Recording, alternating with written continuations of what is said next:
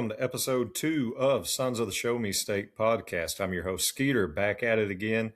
Episode 1 in the books. Great numbers, great reviews. Appreciate everybody that reached out to me and said how glad they were that I was back on the mic. Okay, we're going to jump right back into it. Episode 2, we're going to get into the changes of Mizzou football that were made in the offseason. Coach Drink wrapping up year 6. Coming off an 8-5 year, disappointing year, and that's crazy to think of that 8-5 is a disappointment. If that tells you how far he's brought the program along, but there are several changes, not only on the roster, but also on his coaching staff, and that's what we're gonna talk about today, are just the changes. We'll get into more of a roster breakdown and stuff later on another episode, but this is just kind of a brief overview of what else changed. So last year, like I said, we go 8-5. We send 6 guys to the NFL draft. Think about how much it has changed under Eli Drinkwitz. After those 6 guys' names were called, that brings his total up to 23 NFL draft picks in 6 seasons. 23. Whether you think that's a big number, small number, indifferent, let's kind of put the setting in here. The 10 seasons before Coach Drink got here, Mizzou had a total of 24 NFL draft picks in the 10 seasons before that. 24.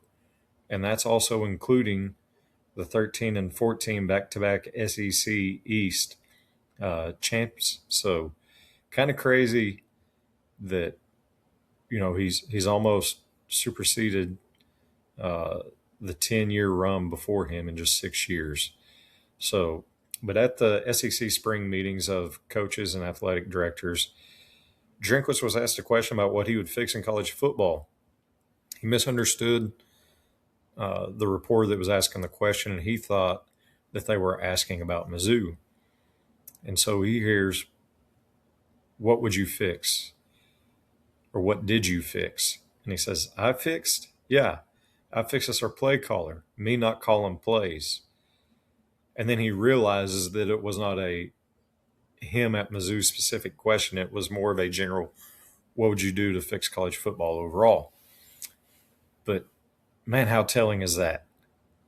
How telling is that? He admitted openly that maybe that wasn't completely Kirby Moore's offense fully, that he didn't take the handcuffs off Kirby Moore and let him run it 100%. But that's not the way anymore.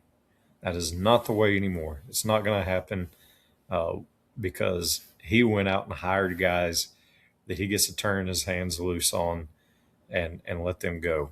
So how does Kirby Moore? He gets the head coaching job at Washington State. In steps 51-year-old Chip Lindsey to run the offense.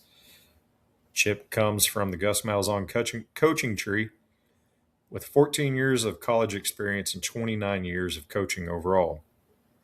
Man, when you look at this guy's resume, it's a masterclass of offense. And let's talk about these stops he's had. So 97, he gets into high school. He's in the high school coaching realm for over a decade. And then in 2013, he becomes offensive analyst for none other than the Auburn Tigers. The same Auburn Tigers that beat Mizzou in the SEC championship game, 59-42, go on and lose to Jameis Winston and Florida State in the national championship game. So from there, he takes the OC job and quarterbacks coach at Southern Miss from 2014 and 15.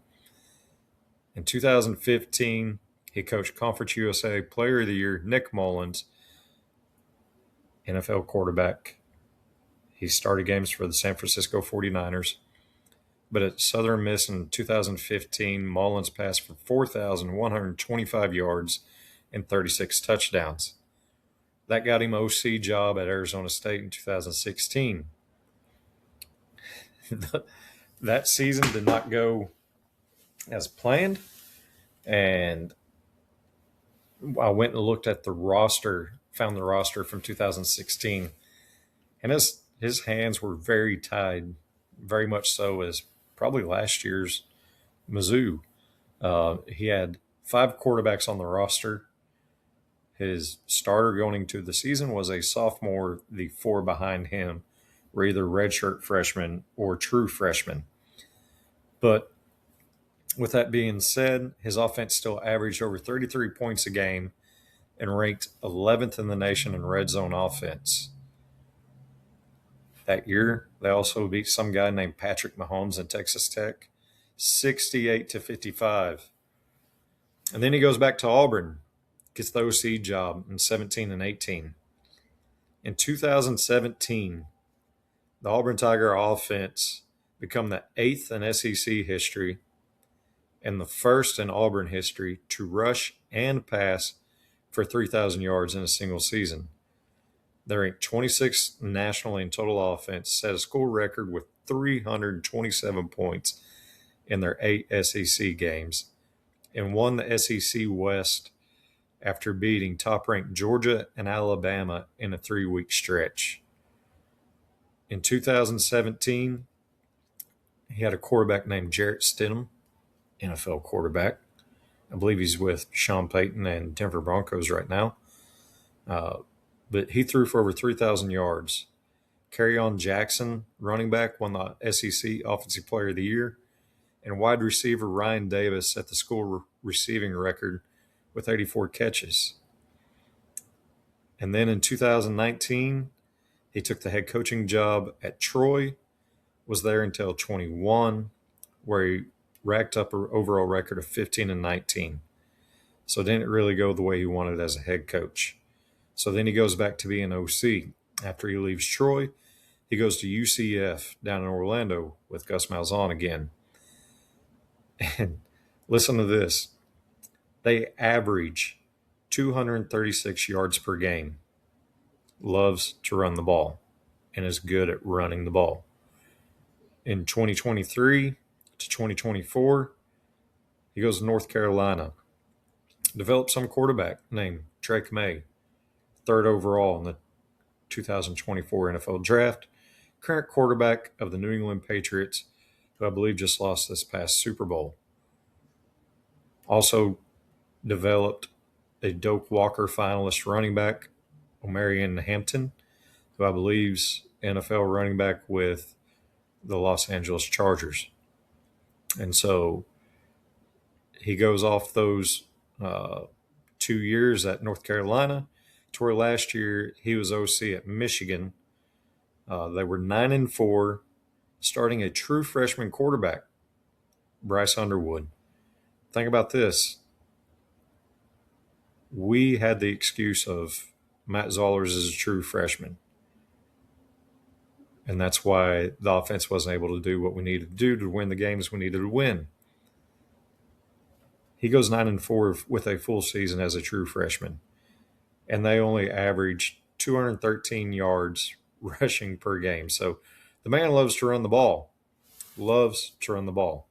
But not only did he say, okay, Kirby's gone, let me get an offensive coordinator in here and then keep everybody else. No.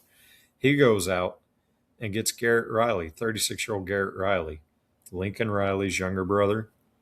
And Garrett comes in as our new quarterback coach. You want to talk about somebody tracking up very fast? Garrett Riley starts out, I think he actually started out at some school just west of the state of Mizzou, but we aren't going to talk about that. So we're going to talk about his actual real jobs at college football. 2019, he's App State. Same time as Eli Drinkwitz. Go figure. So Drink hires him as running back coach in 2019, and he's running back coach of Darrington Evans, the Sun Belt Offensive Player of the Year, racks up over 1,740 all-purpose yards and 20 touchdowns. After that, in 2020, 2021, he takes over as OC at SMU, putting up top 15 offenses nationally in both years, in both scoring and total yards. And then in 22, he goes to TCU. 22 TCU. Oh, yeah. I think that worked out pretty good for him. They averaged 38.8 points per game. He gets the Broyles Award as top assistant coach in the country. He guides quarterback Max Duggan to the Davey O'Brien Award, Big 12 Offensive Player of the Year, and runner-up finish in the Heisman voting. Also runner-up in the national championship game. If y'all remember that 2022 TCU, just kind of making a pretty good run in the playoffs there and coming up just short of the national championship. But that gets him a call from Dabo Swinney and Clemson Tigers, where he was there from 2023 to 2025 as our offensive coordinator, winning the ACC title and making the college football playoff in 2024. Pretty good. He in 24, Clemson led the nation with 6 games, reaching both 200 yards passing, 200 yards rushing.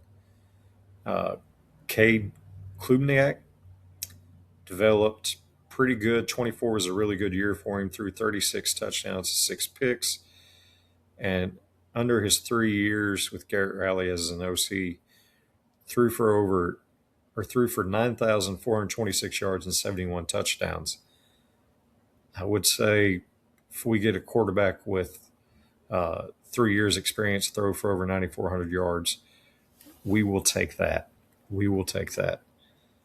And then we go further. We hire tight ends coach Alex Atkins. He's been coaching college football since 2007, and he has had a few stops along the way.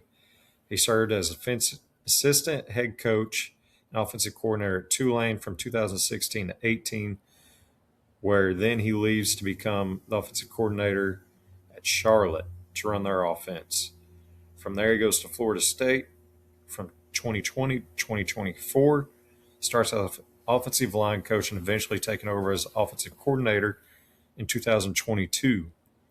At Florida State, he produces 3 first-team All-ACC offensive linemen, developed the 2023 ACC Player of the Year in Jordan Travis, and then this past season, he was at LSU as tight ends and run game coordinator.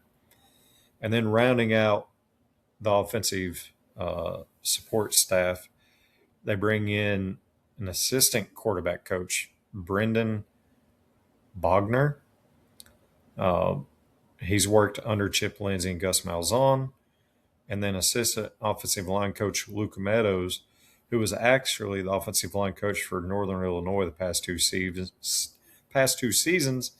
but he worked for Chip Lindsey when Chip was head coach down at Troy. So we see a lot of experience on offense. Brings in 3 guys with offensive coordinator experience.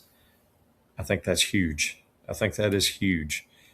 Drink is taking his hands completely off the playbook when it comes to Saturday on the sideline and leaving that to the other coaches on the sideline and the press boxes. He's just now the head coach. But that's not all the coaching changes we had to do. Now let's flip over to defense. So had a really good year defensively last year. I believe we were top 10. Corey Batoon took that unit, and man, did they play some good ball. Probably not an 8-5 season without that defense being elite, because the offense was definitely Achilles heel of the team. But let's go to the defensive line. Bring in a defensive line coach, Lavorne Chop Harbin, and makes him an assistant coach. Chop comes in from Tennessee, where he's known as an elite recruiter, and he's got a pretty good track record of developing some big guys there out of Tennessee, mainly James Pierce Jr., first-round draft pick, now with the Atlanta Falcons. Chop was a defensive analyst on the 2013 Auburn staff. So he's worked with Chip, been on the Gus tree too. And then in 2019 to 2020, he was director of recruiting at Auburn. In 21-25, he wore multiple hats at Tennessee, helping build that roster, including launching them into the 2024 college football playoffs. So he knows what it's like to be in the big games. He's seen success at the SEC level. But Drink also took care of some of the guys that were already on the staff on the defensive side and gave them some promotions. So linebacker coach Derek Nicholson, he is now Corey Batoon's co-defensive coordinator, added to his title there. Edge coach Brian Early, he's still the edge coach, but now he has an extra title of pass rush specialist on there. And then safeties coach Jacob Euro, he's the passing game coordinator now. I would assume that's defensive pass game coordinator. So those three guys getting a little extra added to their names. But a big, big hire out is Eric Link. That is huge. Eric Link has been with Drink every step of the way as him being a head coach. They are noted as saying that they're best friends. I would have sworn to Link taking another role as a coach on the team, but he's gone. He's out the door. I believe he's at New Mexico or New Mexico State now. And so Drink goes and pulls John, and I'm going to butcher this last name because y'all know me and too many words, too many syllables. I'll get it mixed up. So I apologize ahead of time to Mr. John, but John Popachis brings him from Florida State, where he was special teams coach. So he's coming here as special teams coordinator, but also a defensive assistant. John's been coaching college football since 2001. And if you look at his career from the beginning, man, it's just milestone after milestone. He was part of the coaching staff of the 2007 national champions LSU. From there, he went to Nebraska. Man, he coached up Ndamukong Suh, Prince. I'm not going to try to say his last name, so I'm going to get it wrong, but that defensive end that they had there out of Nebraska, Prince Amakara, but some absolute studs under his watch. Most recently, he had the 5-year run from 2020 to 2024 at Florida State. His resume boasts 55 all-conference recognitions, 4 Conference Player of the Years, 7 All-Americans, 16 NFL draft picks. Man, talk about a dude that puts him out there, can coach him up. Some notable names of guys that have been coached by him, most recently at Florida State: defensive end Patrick Payton, Jeremiah Johnson, first-round draft pick, and also first-round draft pick Jared Verse, now of the Cleveland Browns, formerly of the Los Angeles Rams. So he brings in John, and John brings also with him an assistant special teams coach, Jonathan Rutledge from Florida State. So let's look at the big picture here. This coaching staff has coached in and won some of the biggest games in college football history. These guys come with experience, the know-how, big programs. They've been part of it. They've been in the building. They've been on the sidelines. They've been in the boxes. They know what it takes. So now Eli, he has built an infrastructure where he can focus 110% on being the head football coach at the University of Missouri. It also means No more excuses. No more we're young, we're learning, we're getting through this. Those days are gone. We need some of those top 25 wins.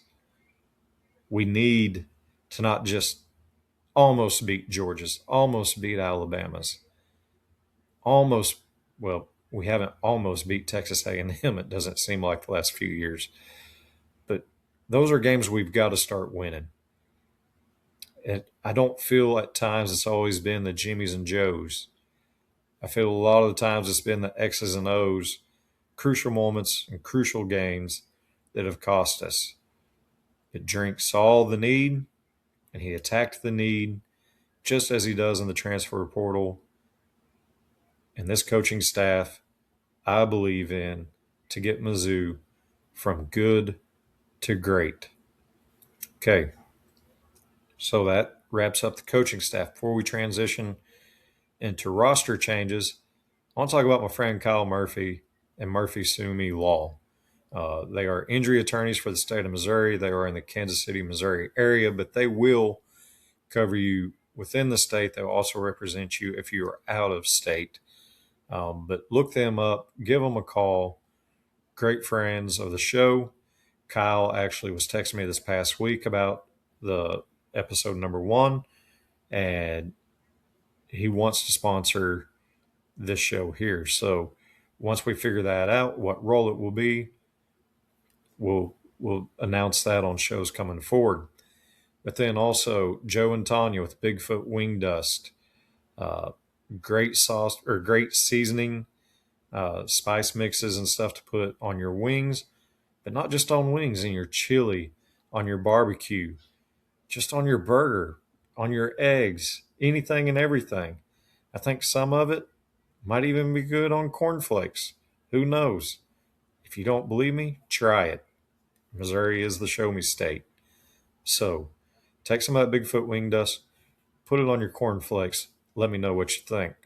Also got to shout out my boys Case and Cole of the Wilderness Brotherhood. They're taking the summer break. They will be back this fall. They will be on here. I will be on there some. So can't wait for them to get back going. Shout out also Mr. Brian Gardner and Tigers Tailgates and Friends. I've been a guest on his podcast. It's only a matter of time before I make him a guest on this one. He was a guest way back when on the Woodswater Mizzou days when we did the summer in front of the fan. And so thank you, Mr. Brian, for all the support, the encouraging words, and not only for the podcast, just in life. He's a great dude. Also, Eric of the OHIO podcast and the College Huddle. He reached out to me. Love the show. Love the faith-based spin that we put on it now. And can't wait to get to work with the College Huddle as the Mizzou representative. Excuse me for 1 second as I take a drink of water.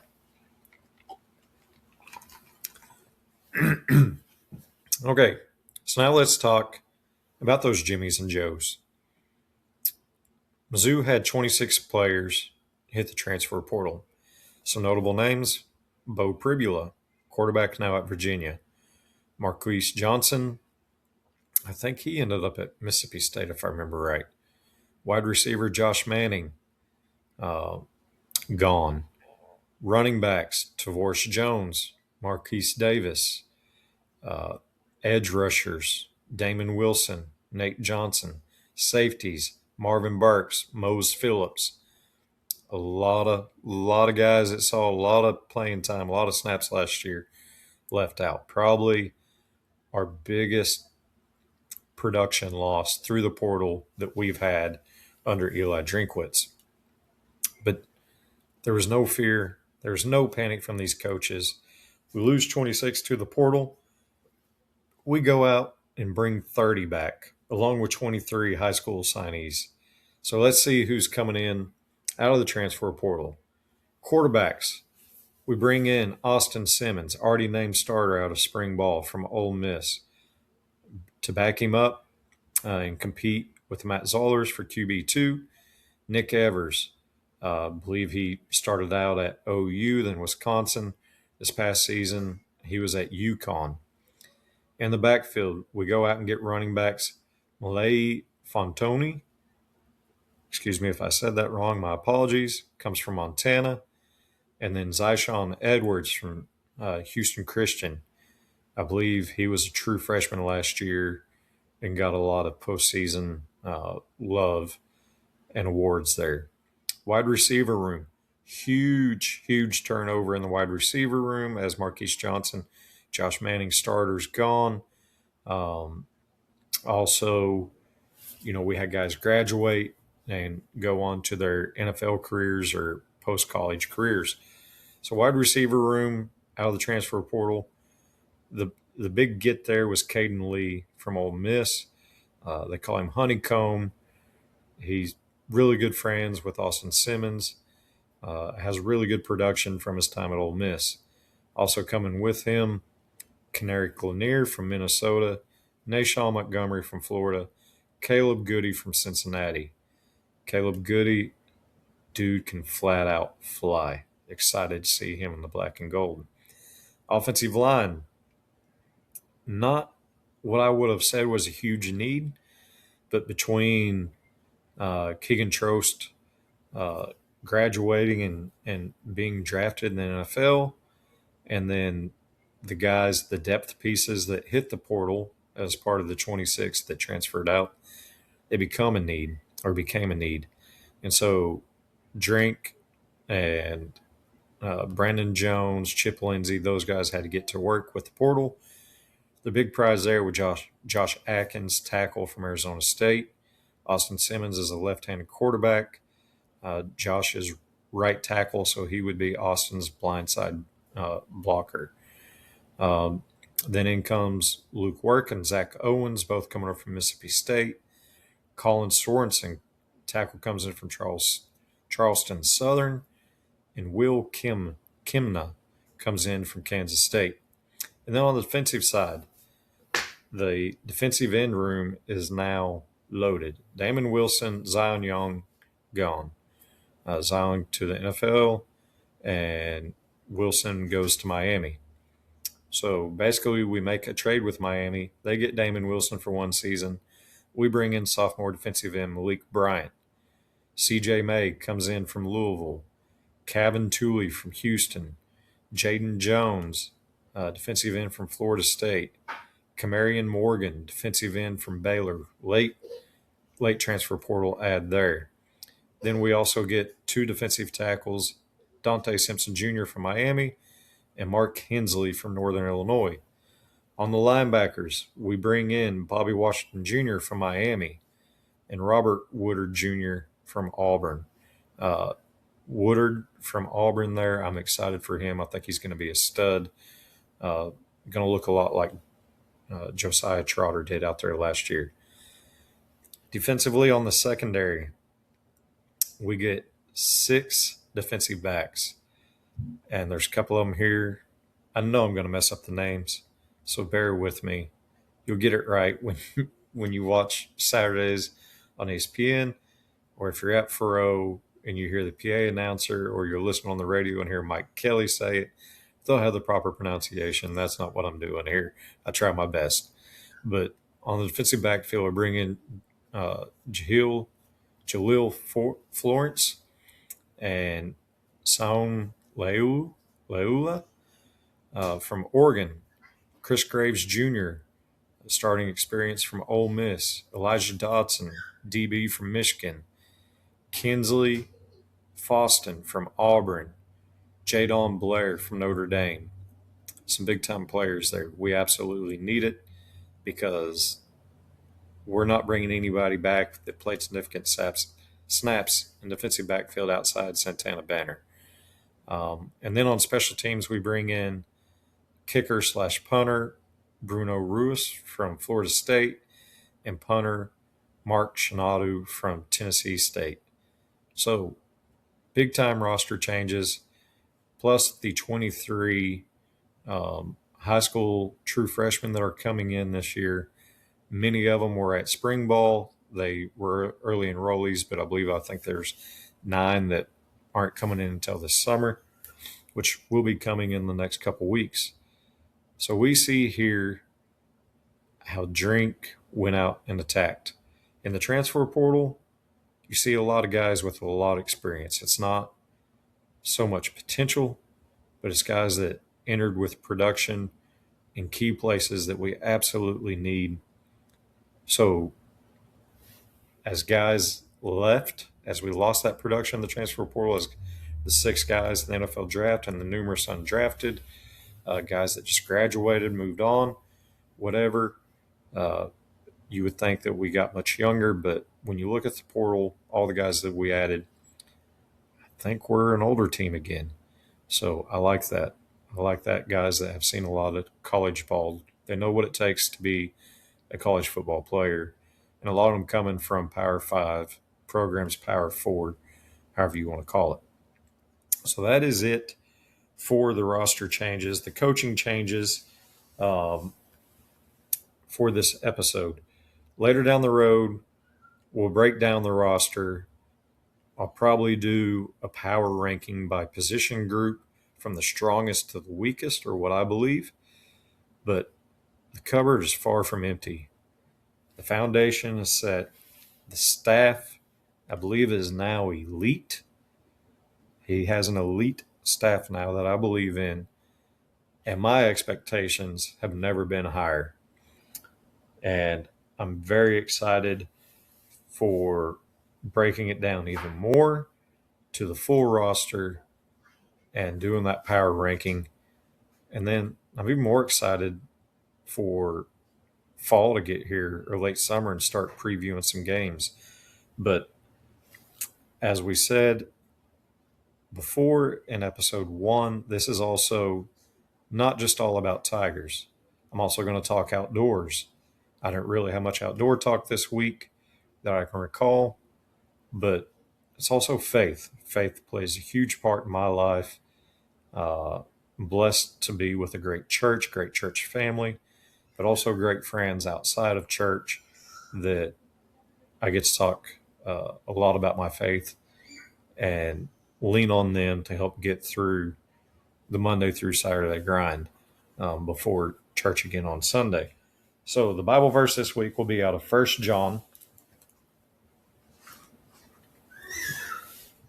1 John chapter 3, verse 1. See what great love the Father has lavished on us, that we should be called children of God, and that is what we are. That God is our Father, and He would call us sons and daughters, not because of what we've done, but because of who He is. Not because of who we are, but because of what He's done. Through His grace and His love for His creation, we have eternal hope for a heavenly home. Well, that's all I have. Stay blessed. Keep the love for the Show Me State in your heart. Don't forget to hit the like, subscribe to the channel. I'm on, I believe, all major podcast platforms are out there now.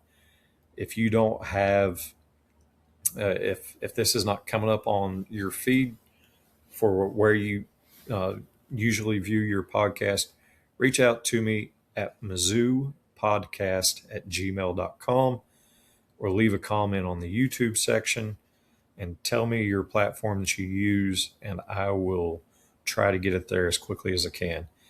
Everybody be blessed. Have a great week. And as always, MIZ.